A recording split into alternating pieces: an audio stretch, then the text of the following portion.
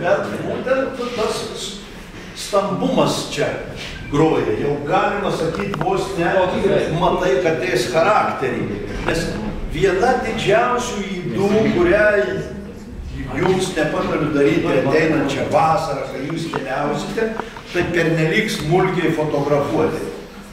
Kai prie kokio nors objekto, bažnyčios, paminklo, mažytis žmogeliukas, tai tu turi tik tai santykį, kokio dydžio tas objektas palyginus su eiliniu žmogum.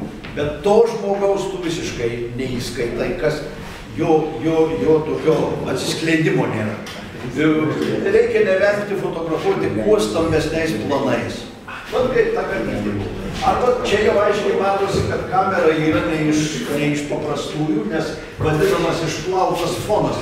Kada fokusuojamas ir ryškumas suvedamas į tą vamzdį ir fone jūs irgi jaučiat tokie erdvės virpėjimą.